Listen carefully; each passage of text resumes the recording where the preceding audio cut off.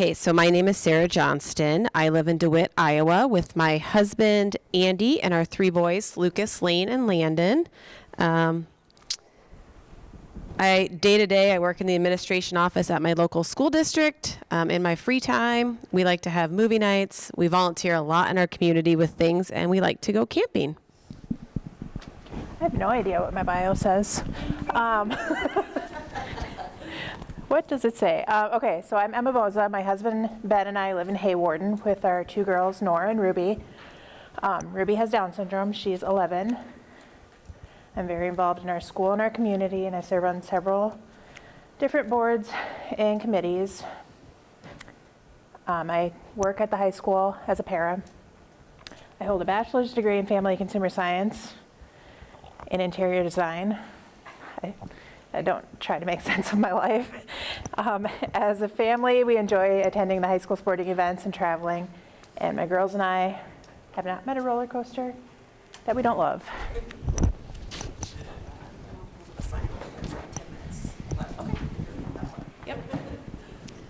Okay, so when my oldest son, Lucas, was born, he was placed in the NICU despite being born full term because he had an infection. It was there that we realized, where he had his first hearing screening and where we found out he had hearing differences.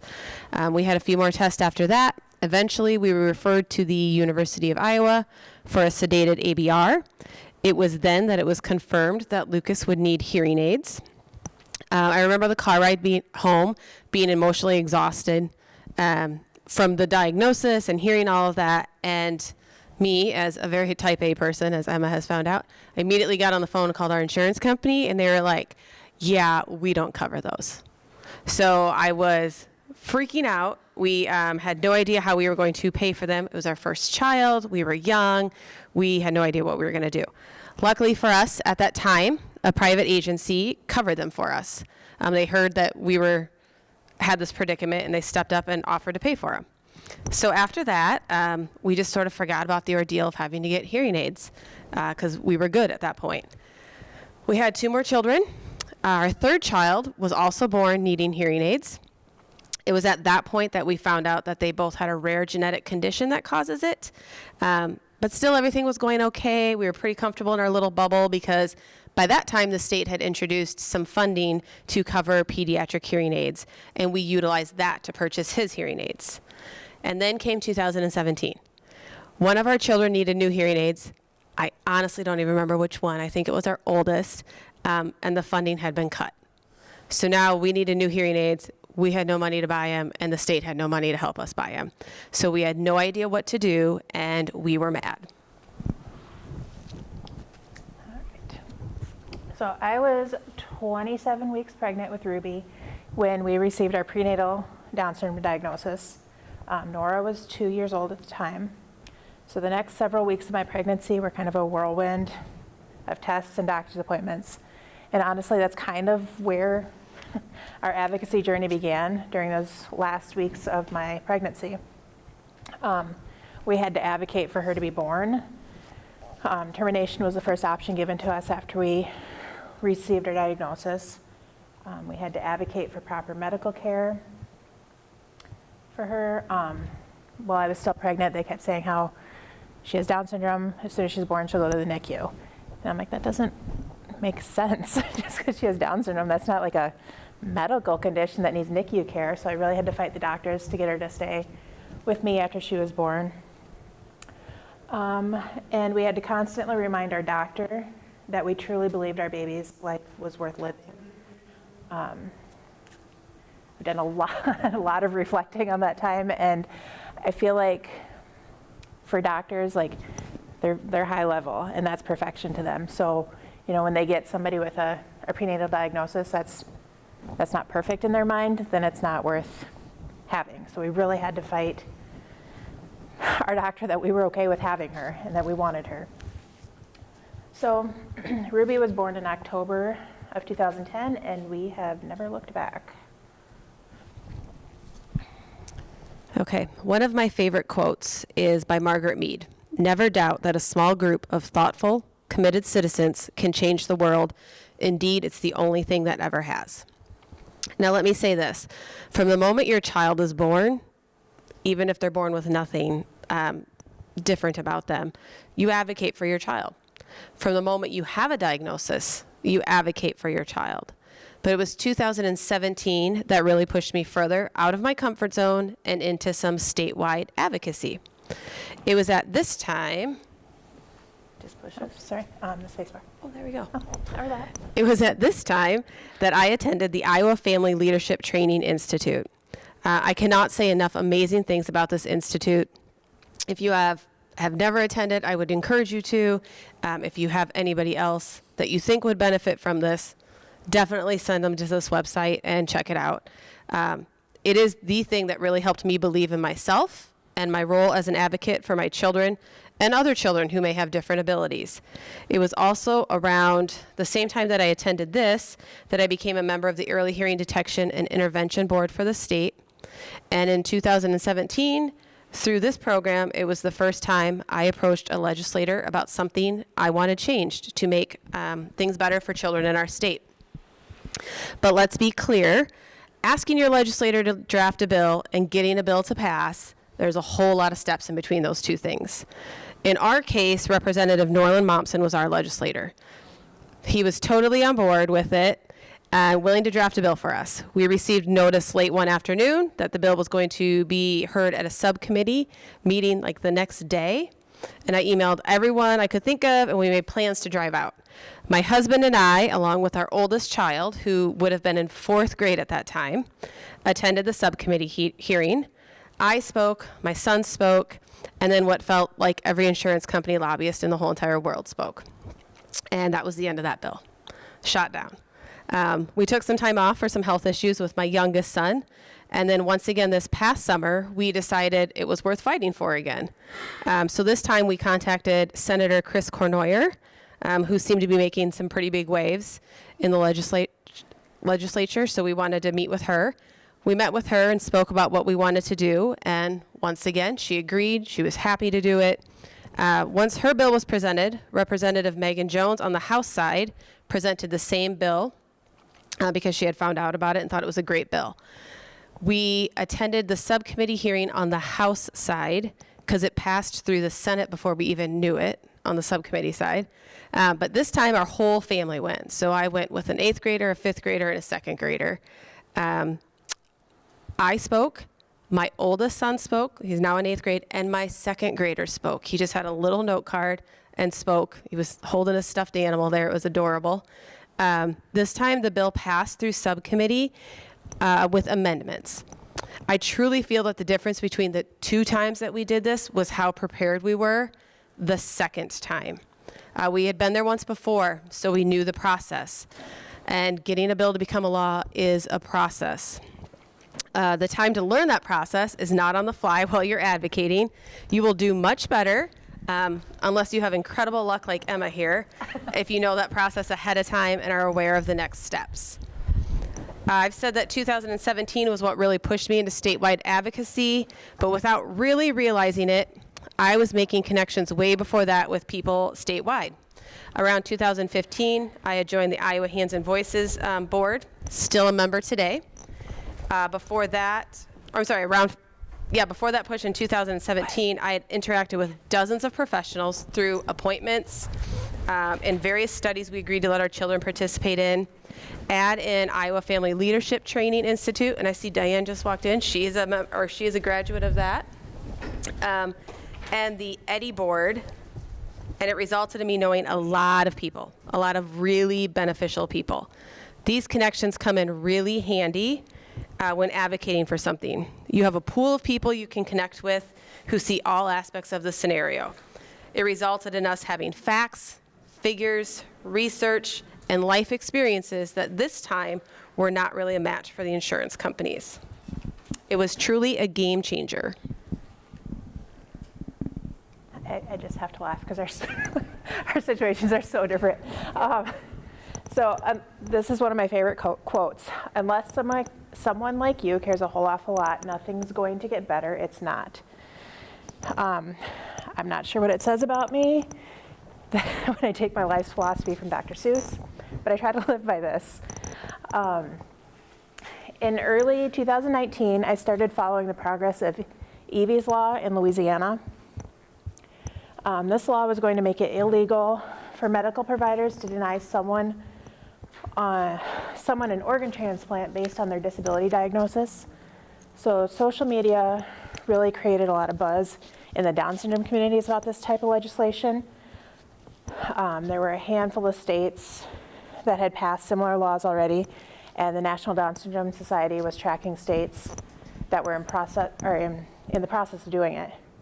Going back to my unless philosophy, I figured I could work on getting that thing done here in Iowa. Why not? Like Sarah, I participated in the Iowa Family Leadership Training in 2018. And I joke with the trainers that they might have given me too much confidence. But regardless, IFLTI really helped me see what kind of family leader I want to be and what family leaders are truly capable of doing. With IFLTI, in February of 2019, I had done an advocacy training and a day on the Hill with the DD Council.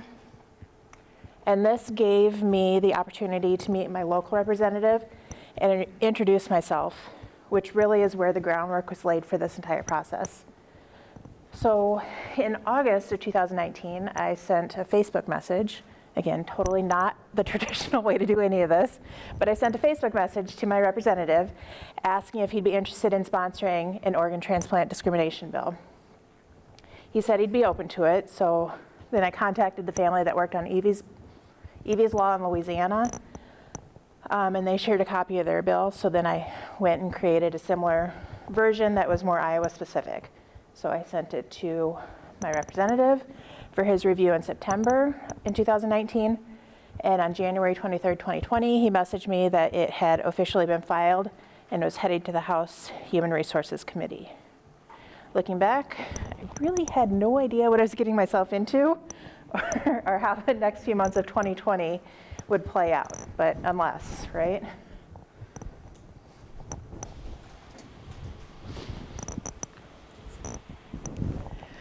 When we spoke to Senator Cornoyer over the summer last year to draft a bill, and she said we would, we immediately got started on our game plan.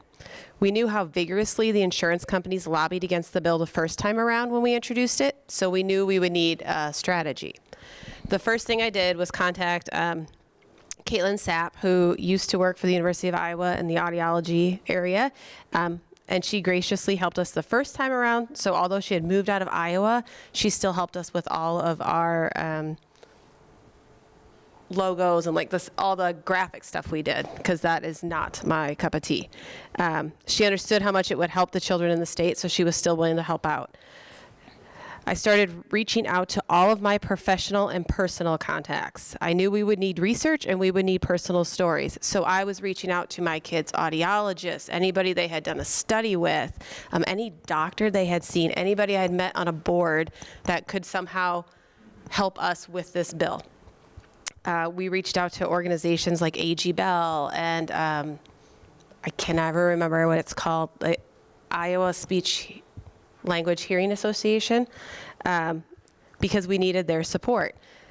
I created an email list that I could use when we had an update. This included literally every single person I had ever come in contact with that might remotely have an interest in this legislation. So any professional I had ever contacted, anybody on any board I was ever on, and every parent I had ever met was on this email list. And then we waited, as you so often do when getting a bill, like trying to go through the legislature. We emailed Senator Cornoyer weekly asking for updates. And my son was doing this as part of a 4-H project, so he was emailing her, and he was like, "Mom, she's never responding." I'm like, "They probably don't have an update." And we just kept waiting. And then finally, we had an update. The bill had been assigned to a committee, or subcommittee. So we quickly got online, figured out what the bill number was, what committee it got assigned to, and who the members were. I was able to do this quickly because I was prepared from the time before and I knew how to find the information. And then I updated social media and I prepared my first email out to that email list I had set up. The first of so many emails. Every time I would send out an email, I would give an update on where the bill was and gave action items for what people needed to do. And we followed this process for every step of the bill. Most of the time, the action items were to contact legislators. We encouraged everyone to contact their local legislators along with the legislators on the committee, because even if they're not on the committee, they know someone who can help advance it.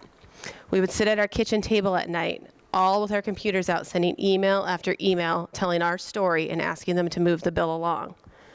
It was during this time, we also had a lobbyist who had known us from the first time, who was texting us tips on who to focus on, what to include in our emails, because she was in favor of the bill. And she really helped us connect with legislators better. She was absolutely invaluable to us through the process. When we got notice of the subcommittee, this time we had more than a day's notice. So I think we had like 4 days. So we really tried to rally the troops. We contacted everyone we knew, asking them to come and speak in favor of the bill.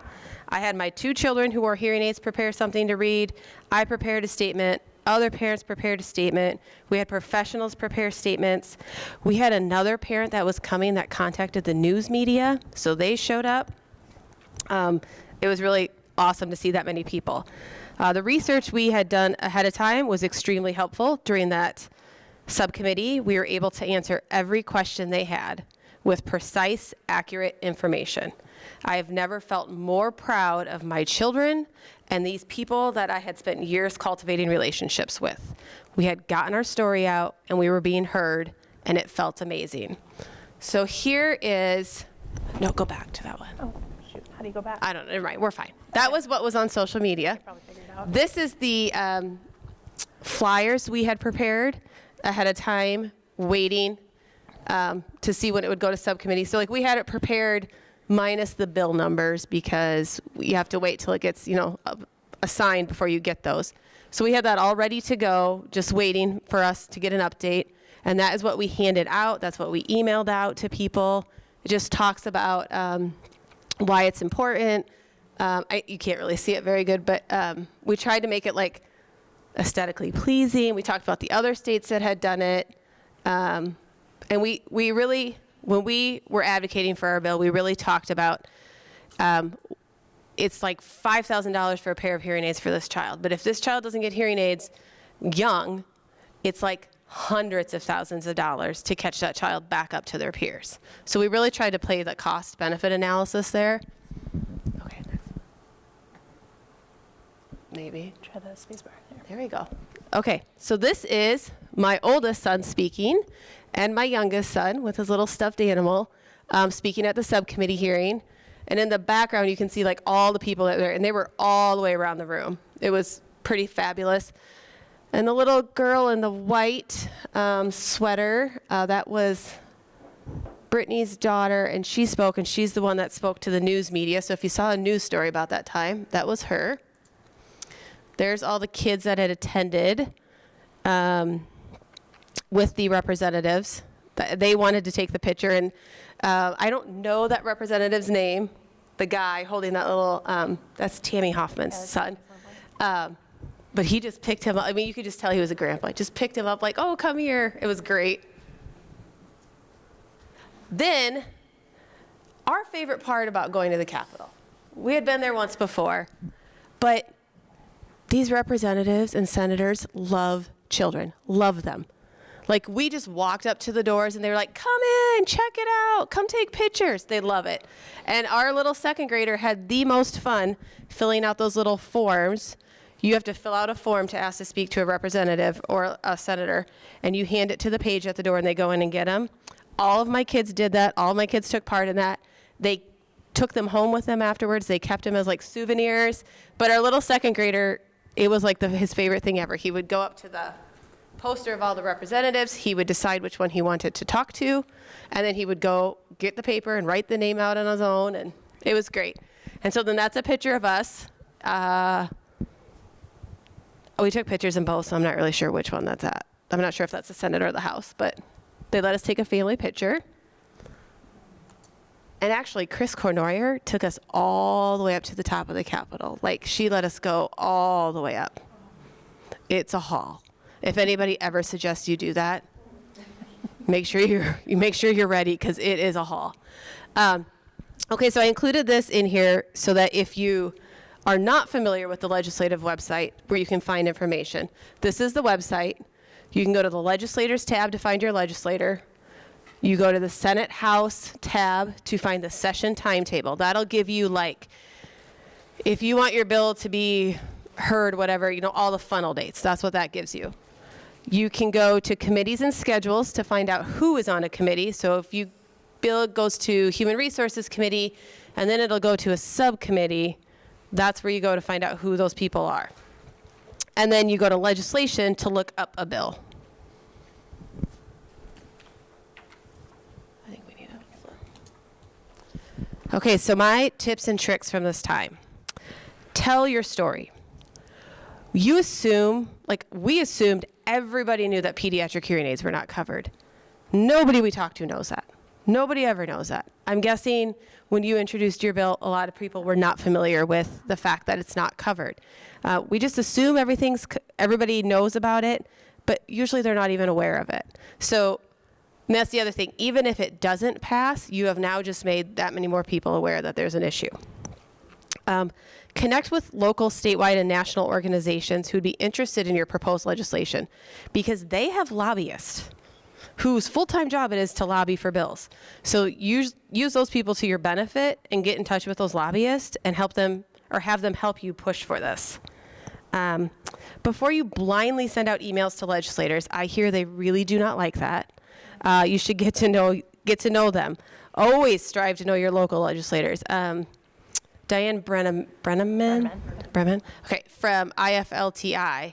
I just was on a meeting with her like 2 weeks ago, and she said, you should always know who your legislators are, and you should let them know your family situation. So like if you have a child who has a disability or something like that, so that if there's ever legislation that comes up that has anything to do with not like disability specific, but just in general, they know where they can go to get a parent perspective. And I had never really considered that. Like, that's a great idea. So I know my local legislators. I try to talk to them for any bill I'm in favor of or opposed to. But do your research. Know who and what they are affiliated with. Find ways to connect with legislators that are not your legislator. My husband went to Central DeWitt High School, and so did Liz Mathis. So when we went down, we talked to her and pulled that connection, and it helps to make those connections because they're going to remember you and they're going to be more willing to help you out. And if you're going to the Capitol, come prepared. It can be a very, very long day. If you're able to and your kids can tolerate it, take them with you. Legislators love kids and will sometimes go out of their way to talk to you. Plus, it's a really cool place, and it's really neat to have children see the legislative process in person.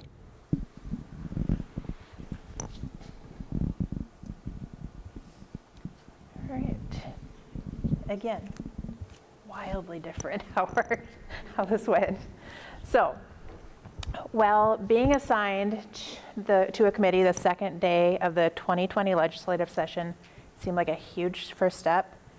Things kind of stalled out there, and it felt like I was just kind of spinning my wheels and not getting anywhere.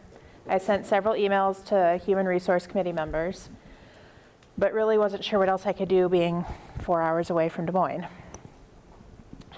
So, on February 12th of 2020, I attended another DD Council advocacy training, a day in the Hill.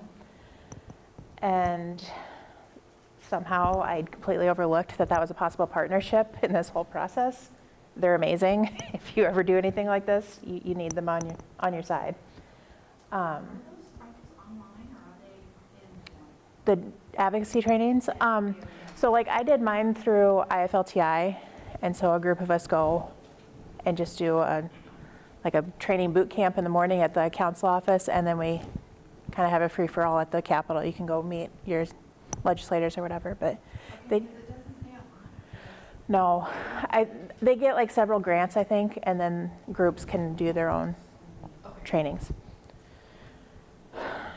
So, no, you're good. The DD Council was able to kind of guide me as far as which legislators would be key contacts to get my bill moving again. I was really feeling a lot of pressure at that point because it was just a few days before the first funnel, which was February 21st. So I was there on the 12th, 21st was first funnel date.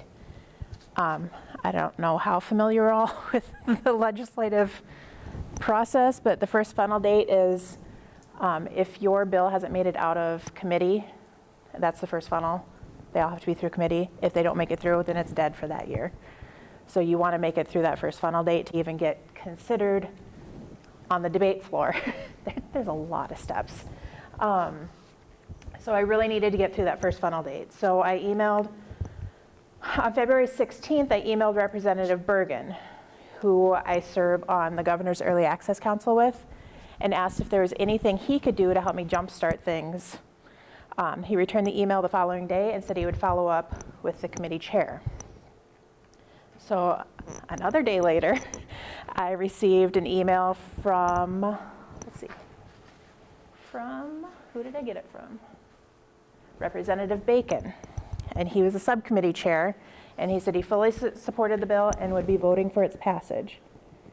So February 20th, just 8 days after my visit to the DD Council, I received an email from Amy Campbell, who is a lobbyist, that the bill had been amended and passed out of committee unanimously. So in a week's time, I went from being stalled out for like a month and a half to getting it into committee. So I passed the first funnel and it was still alive. So Ruby's Law made it to the House debate calendar and was debated and passed unanimously in the House on March 9th, 2020. I don't know, does anybody remember what happened in March of 2020? I like to think I work best under pressure, but this was a lot even for me. On March 15th, Ruby's Law was scheduled for subcommittee in the Senate. But instead, the Iowa legislator recessed due to COVID. I joked that Schoolhouse Rock did not prepare me for this path. The legislator did not resume until June 3rd. On May 29th, I received an email from Amy Campbell giving me guidance on what to do and which senators I needed to contact in order to try to make it onto the agenda. If I'm being completely honest, I didn't have a whole lot of hope for 2020 anymore. I had heard rumors that once they went back into session, they were really just going to be finalizing the budget, and that was it. But on June 1st, also, they said they were going to recess for a month. They did not return until like June 3rd. So it was like 2 months where we were just kind of sitting in limbo. But on June 1st, I had an email from Senator, I don't even know how to say her name, Yoakum? And she was actually slated on the subcommittee before they recessed. And I just kind of, I'd asked her I emailed her and I asked as they returned to session to just kind of keep this bill in mind. And she responded saying that she fully supported the bill, and she actually had lost her daughter with an intellectual disability in 2018, and her daughter was an organ donor. So this was a cause near and dear to her heart. And 30 minutes after I received that email, she emailed me back and said she was mistaken, and it actually already passed subcommittee before they recessed. So I was a little bit further along in the process than I thought I was, which was actually pretty huge. So I made it onto the committee agenda and made it out to the debate calendar on June 11th. And on June 12th at 7:30 at night, it passed unanimously in the Senate. It was ready for the governor's signature. And on June 25th, Ruby's Law was signed by Governor Reynolds, making it illegal to deny someone an organ based solely on their disability diagnosis. The fact that the process from asking my representative if he was interested in sponsoring to having the governor sign it is pretty remarkable.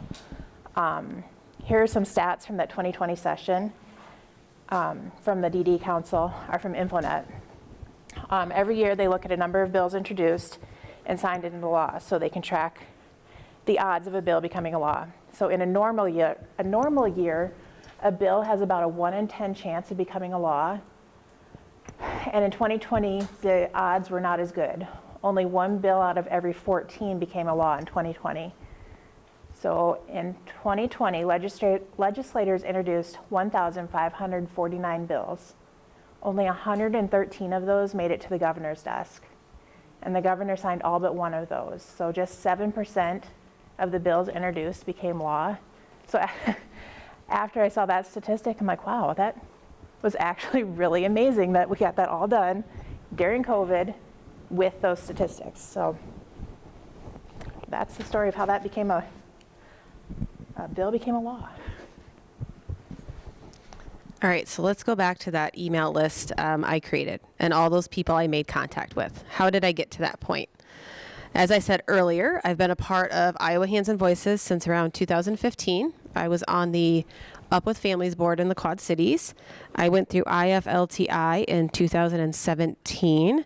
I became part of the Early Hearing Detection and Intervention Board in 2017.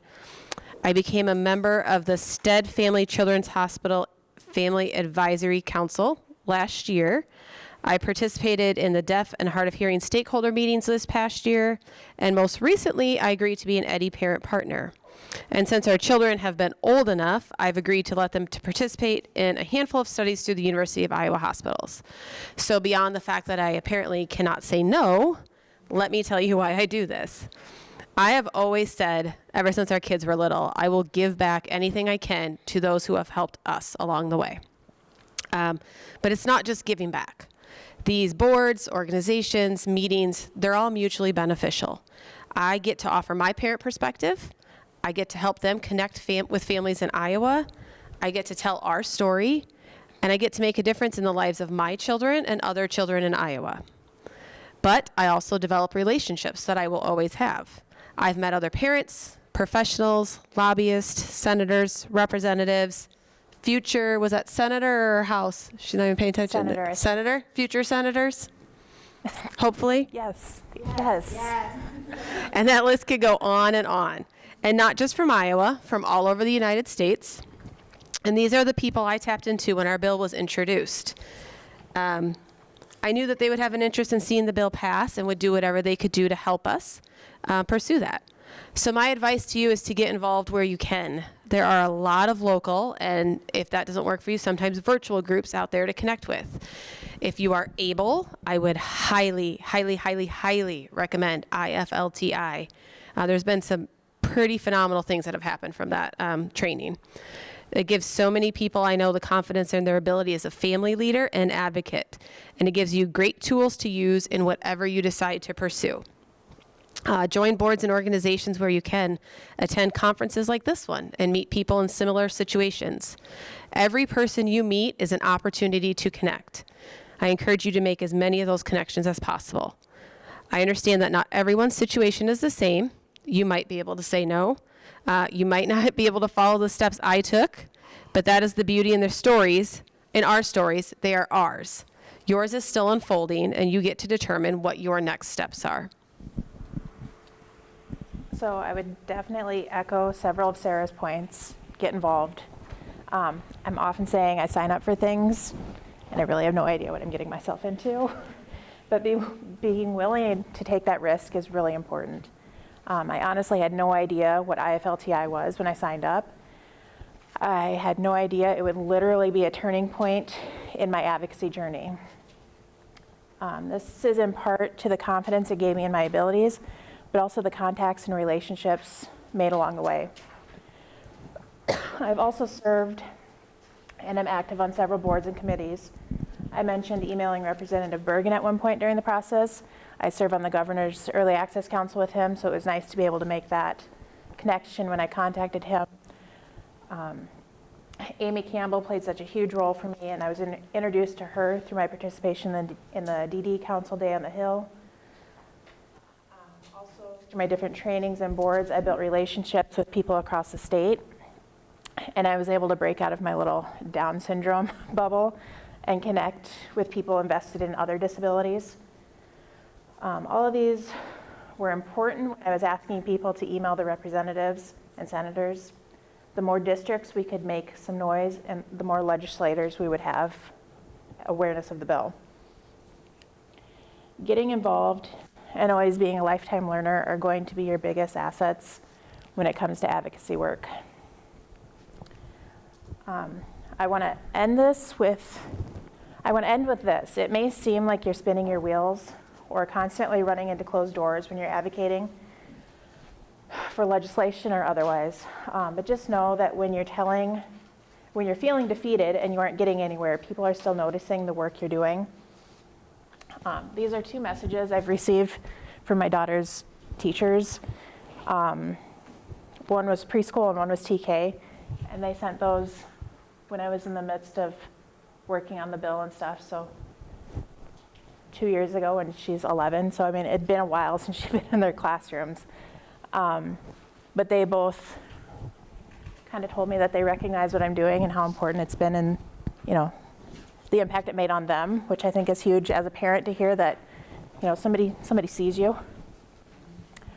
So with that, Teddy Roosevelt said, "Work hard at work worth doing," and I really believe that advocacy is hard work worth doing, not only for my children's future, but to make the world a tiny bit better for everyone. Remember, unless. Does anybody have any questions? And if you do, I need you to raise your hand so we can give you a microphone. I just want to say thank you. That was super helpful. Learning how to contact everybody and the different ways you went about it. I had to advocate. My son has epilepsy and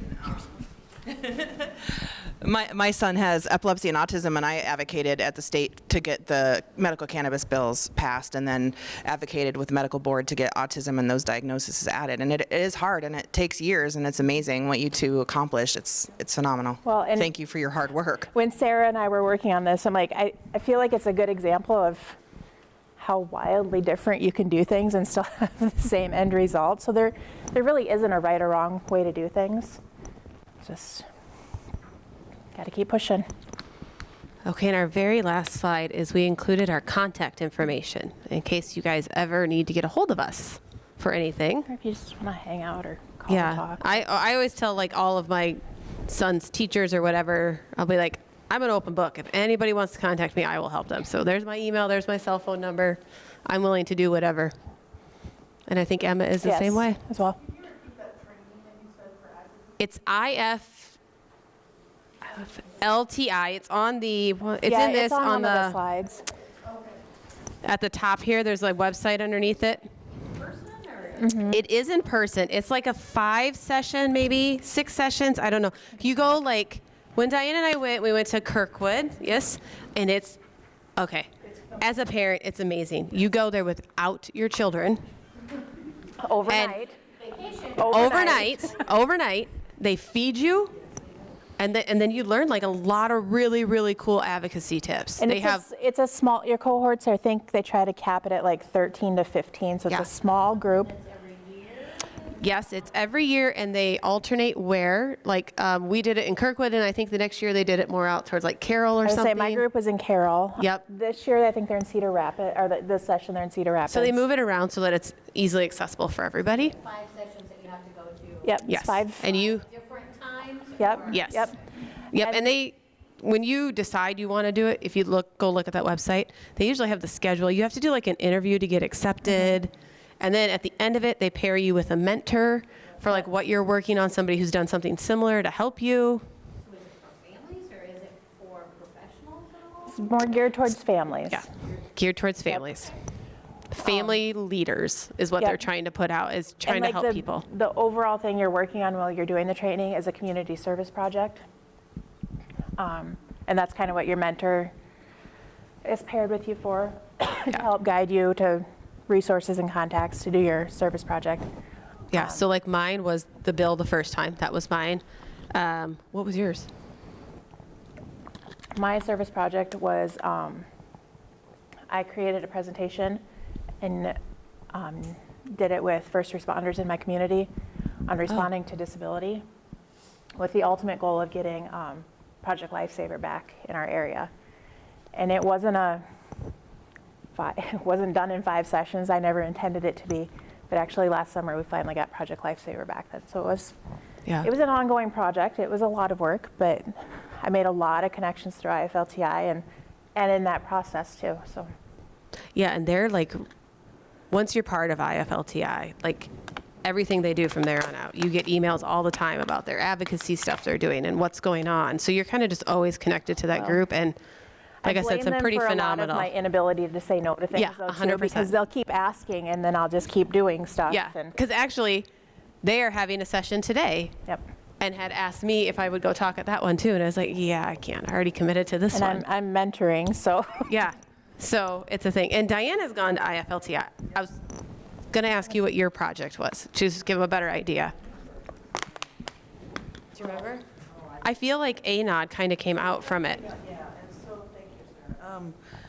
ANOD for situational awareness is, and then the way I present it this way is, if you have a loved one on the spectrum to anything that from that or a physical condition, anxiety runs through that, okay? And we have a, let me get up, go it this way. Yeah. Thank you. The decal on the back of my shirt is, was made for my middle child, Michael, and it adheres to the back of your car window or your door. It becomes that first responder indication that says, hey, officer, first responder, there is somebody in your presence, there is a situation I need you to continually be mindful of. Why? Because if I ask you, Wendy, Officer Emma is going to say, why do you have the ANOD sticker in your car? Okay. Well, because my loved one deals with, you fill in the blank. It doesn't say on your car, I have autism. It doesn't say that I have epilepsy. It just basically says, please be aware of me first. Ask the question next. Then once that conversation happens, then they can hopefully take you through from the moment to the end of how they're going to be able to help you. Despite the fact they might say, here you go, Sarah, here's your license and registration and your warning ticket, but they might not, okay? Because you got a lot going on your plate, and they understand that, okay? So we got incorporated in 2020, of course, COVID, you know, but then we learned the virtual world. So I was able to get out there and present more, and if you're familiar with NAMI Greater Des Moines, okay, now Mindspring, 2018 is when I first began my family speaking. And I had that aha moment, and I know all you know, it's like, oh, you're like, excuse me, God, what do you think you're going to do now to me, okay? But you sign up because you want to do something and give it back, because people need to have that. And that's what I've been doing. And that's me. So another family leadership Excellent. training. I can think of a couple of moms right now that I'm gonna tell about. Yeah, it's a, I don't know, it's life-changing, honestly. It literally is. I know that sounds crazy, but it literally It's is. amazing. I just want to say, I don't know if you need a microphone or not. I just want to say that it's not always like you guys. I've tried to pass a bill before, and I'm from Des Moines. They aren't nice to their constituents because we come there all the time. So they don't want to see you, they don't want to talk to you. I actually knew my representative, her kids worked for me, all this kind of stuff. Emailed her, no response, called her, no response. I went up to the Capitol, she wouldn't see me. Finally, one of the pages said, call her on a Sunday afternoon at her home number, and he gave it to me. And when I did that, she was mad. And I'm like, but you've never responded to me, you know. I will tell you, so our bill passed out of subcommittee, but it didn't, it passed out of subcommittee with amendments, but in the end, what they ended up doing was just restructuring the funding so it was easier to use. They didn't actually put in an insurance mandate. Iowa's insurance is kind of weird, and if they put in an insurance mandate, it only affects like a small handful of people that have insurance.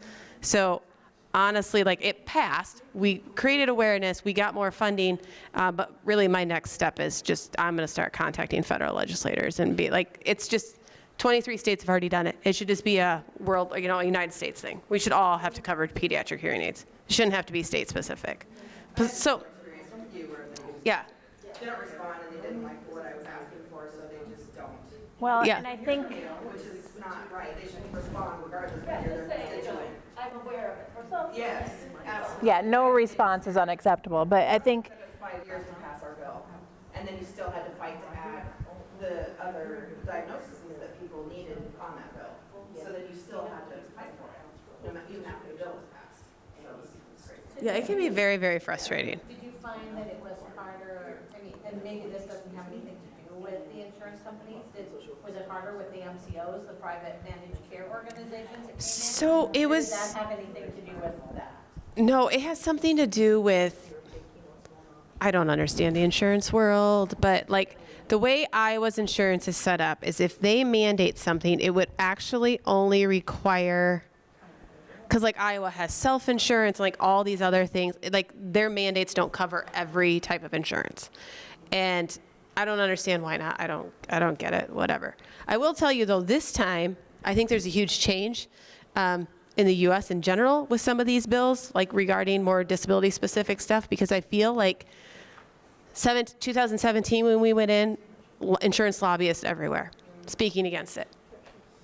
This year when we went in, like one of the representatives said, I don't care that you don't want this to happen, to like write to an insurance lobbyist, and they were like, okay. And they didn't really like talk. She was like, this is ridiculous. I cannot believe. So, you know, part of advocating, even if it doesn't get you anywhere, you're getting your issue out there. You're making people aware of it. Like I had no idea that before Ruby's Law was passed that you couldn't, like that would be an issue. Like I didn't even, why would that be a thing? Why would that be a thing?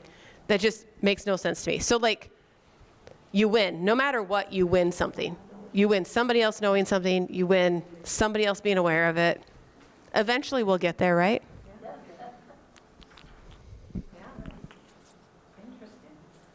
Yeah. Anything else? There's evaluation surveys in everybody's packet, so if you can fill that out and leave it with me at the door, that would be awesome. And then I'll don't forget you. Thank you. Thank you. $250 gift cards, yeah. Sure. $500 ones, so you got Yes.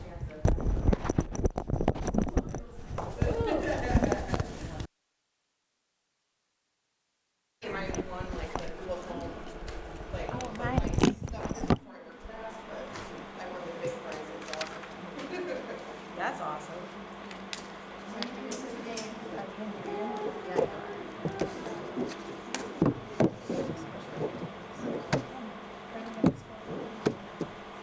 I just want to point out that Sarah and I met today, a half hour ago. No before the kidding. session started. I feel like that needs to be known. That's amazing.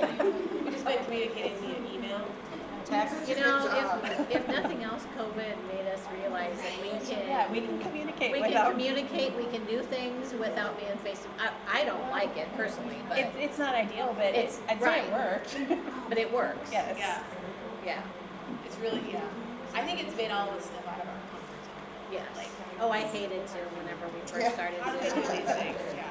It was something that I could not, I mean, especially being on the camera. I did a lot of my Zooms just with the camera off. I've gotten very familiar now with having the camera on, but Yeah, it's just like I whatever. usually turn mine. And see, like some of the board, like so on the Stud Family Advisory Council, we're still in Zooms. Like we've never been in person because they were like, "Well, sometimes we're in person." I'm like, "Never yet. It's never happened yet." And they still have enough COVID in the hospital. They're like, "It's gonna be a while before we ever get there." So we still Zoom everything, and it's funny because Tammy, the person in charge, is not a tech person at all. And so she'll be like, I don't know how to get us in the breakout session. And so like, we've been doing Zoom for years. Tammy's Tammy. last name. I don't know how to say it. It's like T-O-L-L. So I was thinking of a different Tammy. because I'm on the Child Health Specialty Clinic Family Advisory Council, which is almost like a subdivision of. Yeah, they're tied together, so I'm sure yeah, so, but see, that came to me from IFLTI. Like Diane recommended me, and I was like, yes. I've made Martha aware that if she asks me to do something, I'm not gonna say no. Like, I'm reviewing block grants with her in October, I'm like, Martha, I don't even know what that is. That's so fun. See, that's what I have a couple of moms that I know that have kids with disabilities. This would be a perfect thing for them. It is so amazing. I've never heard of it. And I've done case management since 2006. Literally I don't life-changing. get, like, when I heard of it, I don't even know how I heard of it. I don't either. I really don't know how. I randomly got like an email. I bet it had me through Eddie or Ansley. So that's amazing. That I'm gonna go give it to some moms because Yeah, and I think it's awesome. it's a small enough group that like you become friends. Like you spend 5 weekends together. and you talk about your kids, and yeah, like Right. still friends with all of them. Yeah. It's crazy. And I'll be honest, like, the idea of going away for a weekend seems like a horrible idea. Like, how am I ever gonna make this work? So like, I would, if you bring it up to people, encourage them that that's not as big a deal as it sounds. I'm kind of like her. I did childcare whenever my kids were young. So anytime I got the chance to go somewhere, what? I don't have to take my kids? Oh, I'm there. And I think some people though, when they're still like in the throes of Yeah. new And the parent initial- disability. Oh, yeah. It seems like too much. So. Yeah. Yeah, I feel like you have to get over that initial like grief like stage where you're like, oh my gosh, this sucks, and then it's like, oh my gosh, what am I gonna do? And then it's like, okay, let's do I something. just needed to feel like my head was above water to be able Yeah. to do anything Yeah. else. And Yeah. But we all get there eventually, so Yeah. it is a That's cool. Very good. Yeah. I got some people I'm going to give it to.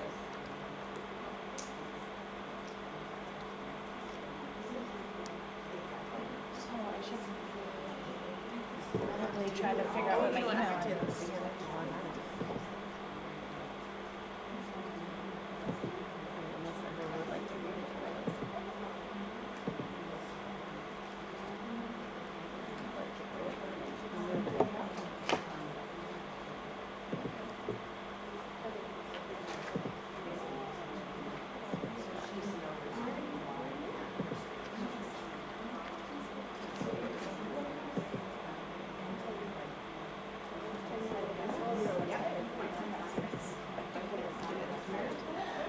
That's hilarious. We'll see if you're gonna be present. We'll see if I know it. Cannot be sure.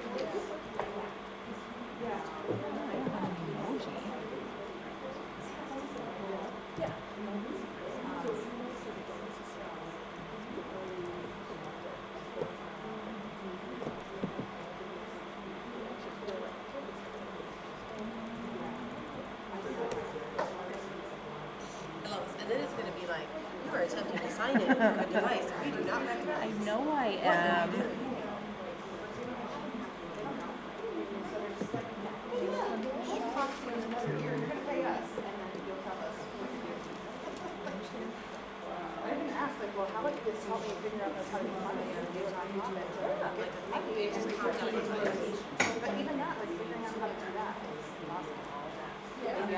Thanks, ladies. Thank you. And I need to take that out. Yeah. I'm impressed I got my password on that first try.